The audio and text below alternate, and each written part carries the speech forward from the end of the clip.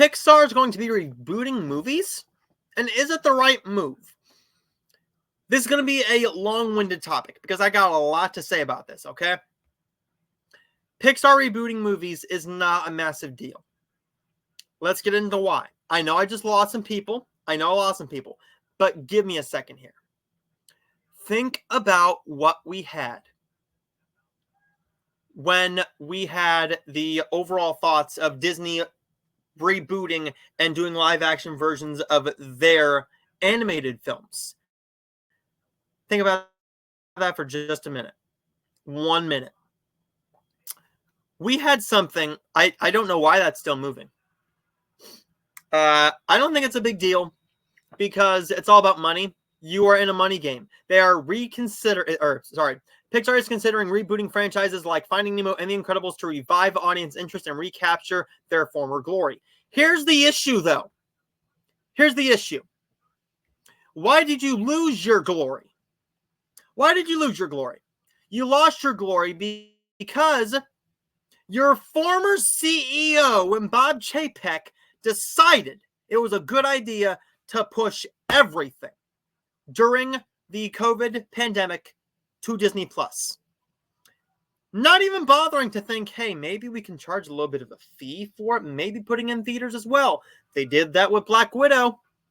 You could have done that with Turning Red. You could have done that with Soul. You could have done that with Luca.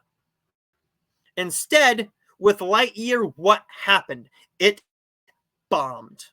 And I'll tell you why it bombed. Not because the movie is bad or anything. I think it's a damn good film.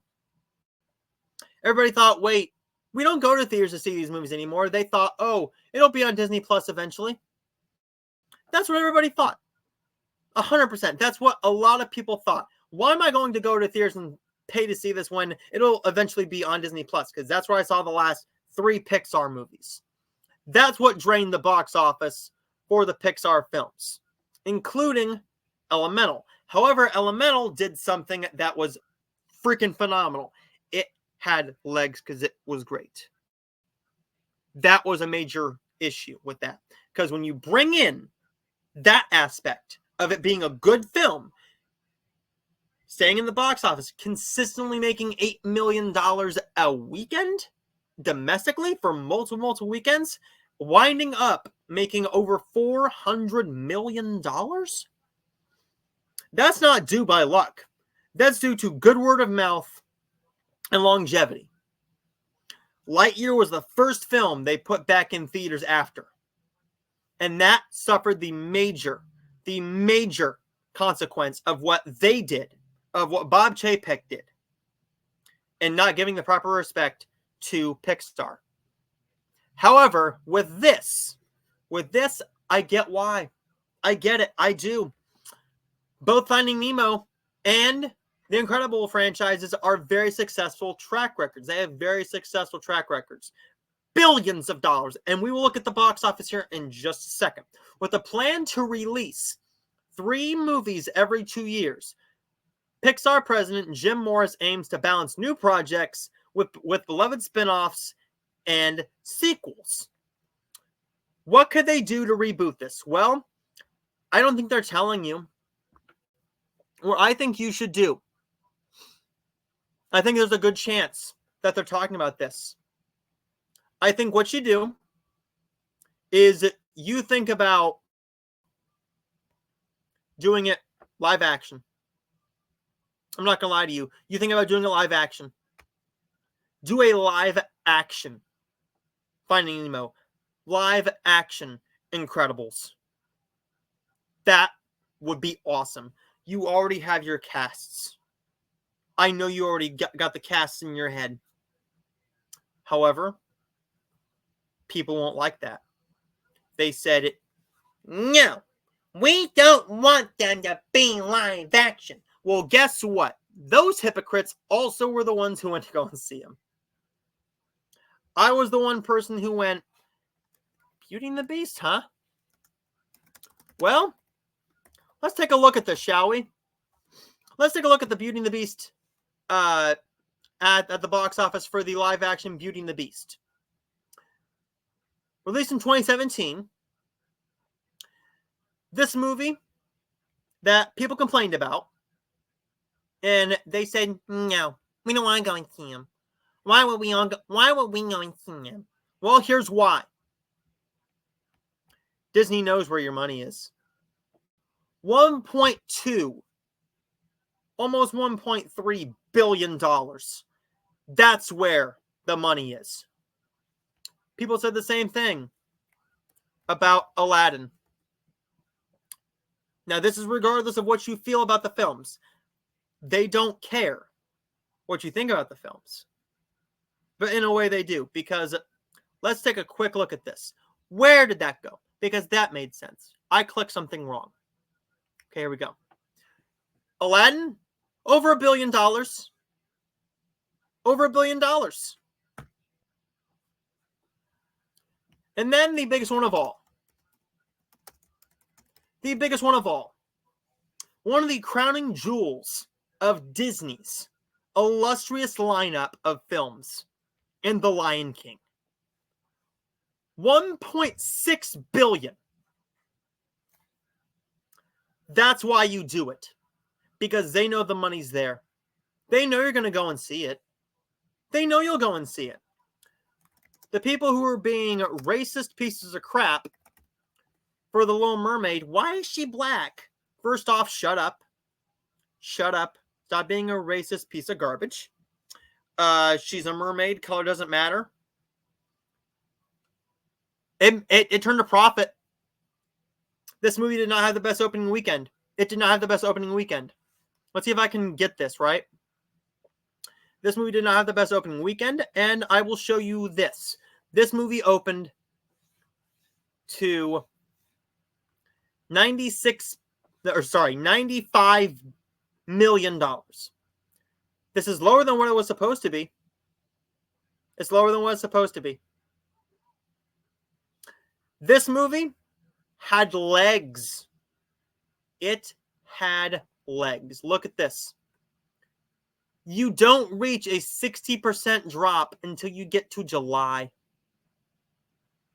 They kept on going back. The word of mouth that it was a good film kept spreading and spreading and spreading until movies came out. Until bigger films came out like a Barbie, like an Oppenheimer. That's when this movie was kicked out of the top 10. It was consistently in the top 10. Even on July 14th, it was still in the top 10. Competing with films like Joyride, No Hard Feelings, Sound of Freedom, multiple other ones. This movie really, really does have a lot going for it. Let's take a look at Cinderella. The Cinderella live-action remake. Oh, that's not going to show me. Well, that's not even the right movie. Well, anyways.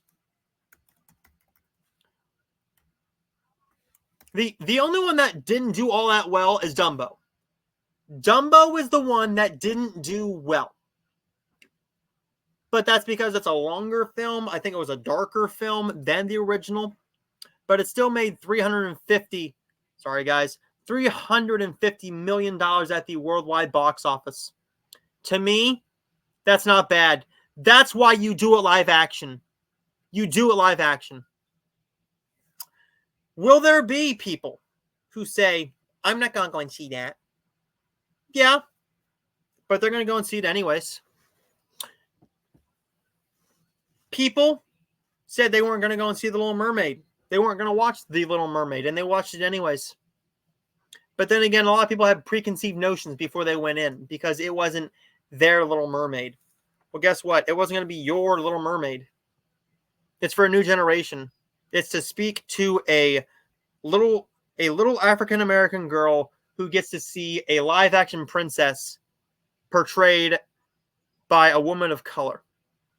It's speaking to a new generation. You get a better understanding of the character of Prince Eric. You get a better understanding of this. You get a better understanding of that. You give him more character. You get to see why he's a little bit upset. You get to see everything else. You get more from this. That's why I think that rebooting these films is not that big of a deal. I love The Little Mermaid. I love both versions. I really love the live action remake. It's really, really good. It's a really good film. Give it a shot. Doing Finding Nemo and The Incredibles in live action, not a big deal, because people will go and see them anyways. And you want to know how I know that? Look at Moana. Moana's getting a live action remake next year. People are going to go and see it. They're going to complain. They're going to go, I don't want to see that. Curiosity is going to get the best of them. They're going to give Disney their money. And I guarantee you $500, $600 million. Give or take. It could even be $1 billion film depending on how good the movie looks, how good the trailers are. But I gotta say this. Don't doubt Disney. Because yes, they're in a bit of a down slump right now. They're in a bit of a slump. But what studio isn't right now? Look at Paramount. Paramount had a phenomenal year in 2022. 2023 wasn't their best year.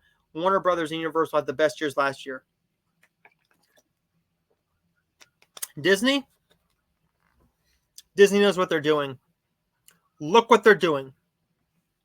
Toy Story 4, Frozen 3, Zootopia 2. $1 billion a piece. Frozen, over $1 billion. Frozen 2, over $1 billion. Zootopia, over $1 billion. Toy Story 3 and 4, over $1 billion. You're wondering why they're doing sequels?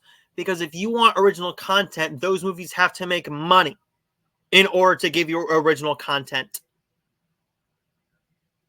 Being completely honest with you, if you want to know why, there's your reason. I've said my piece on that, but I don't think it's that big of a deal. I think it's the right move. Because if you want original content, boom, watch the remakes. Because they could maybe be better and expand more upon subplots that didn't get a whole lot of screen time. Expand upon characters that didn't get a lot of screen time in the original films. But there's my thoughts on that, guys.